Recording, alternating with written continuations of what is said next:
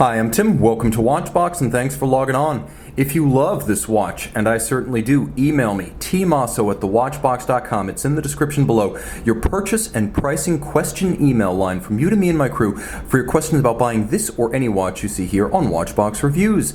And today we are discussing a monster. This is my kind of Audemars Piguet. Forget the sports watches. I am all about this Jules Audemars Openworked Repetition Minute Heure Sautant, effectively a jump hour minute repeater in platinum. This is a model launched back at SIHH 2009, 43 millimeters in white platinum. It has exceptional mass and class. As you can see, a watch that has substance, though it's not as thick as it looks at 12.3 millimeters thick. It's about as thick as a Daytona. From lug to lug, a reasonable 49.8 millimeters, and then the spacing between the lugs, an admittedly broad, contemporary, and handsomely planted and stanced 22 millimeters. Let's quickly throw it on my wrist so you have a quick sense of how it fits on a 16 centimeter circumference wrist. As you can see, unlike a Royal Oak, this one wears true to size. It's a 43 that wears like a 43. You can see it span across the wrist, lug to lug. I would recommend it for a wrist as small as about 14.5 centimeters circumference, although 15 centimeters would be more ideal. I think it would look best on a 15 or larger. Now the strap that's fit is substantial, high grade. It's a sort of cobalt blue. It's lighter than navy, semi-gloss, medium rectangular scale alligator leather, and you can see that it features a folded edge and a monotone stitch. There's a little bit of bolstering, and you can see that Audemars Piguet has drilled the lugs very close to the case and used a semi-curved spring bar to allow the strap to move without any impediment or restriction. The buckle will be familiar to AP fans, and you can see it is a handsome piece, logo style.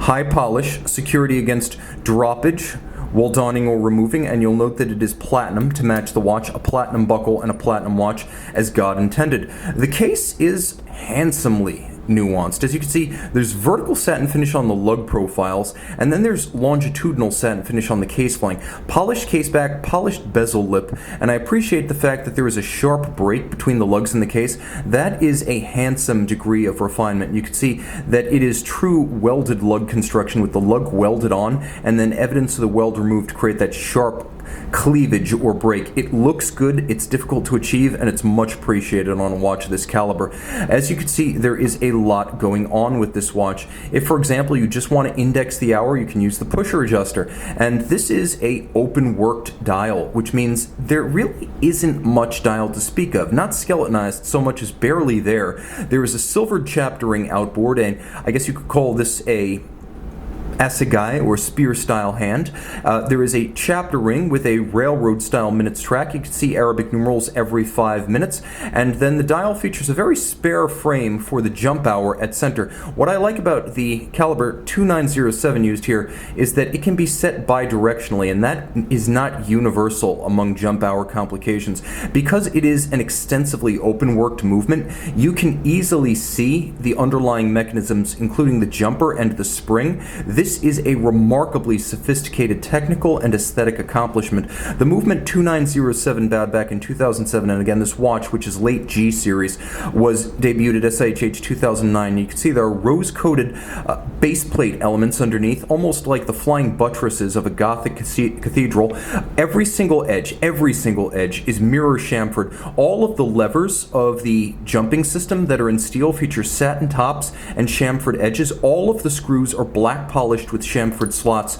Turn it over, you can see a little bit more of the works. As you can see on the reverse side, fully skeletonized and rose gold plated. This is the caliber 2907, 35 joules, manual wind, 70-hour power reserve. It beats away at 21,600 vibrations per hour. It's adjusted in 5 positions and free sprung for durability against bumps or shocks on the wrist. It's a free sprung architecture with an overcoil hairspring to help it keep outstanding time in any orientation with regard to gravity. Now, I can tell you, having counted, there are dozens of sharp cleft interior angles here. Normally 1, 2, 3, maybe even 4, 5, 6 interior angles distinguish the best finished movements in the world. Well, this one features dozens of interior angles, and as I mentioned, black polish run amok.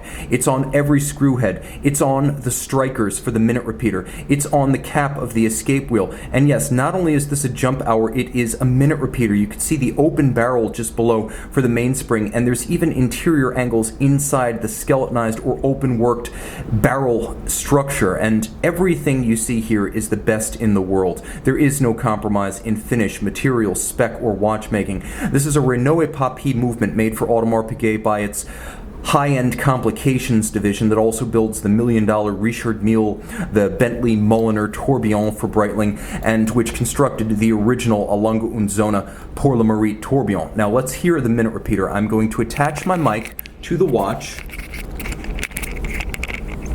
and now I'm going to adjust the watch to 12:59, which is optimal for minute repeaters. I'm going to do my best because there's a little bit of uncertainty at the top of the time scale with this watch.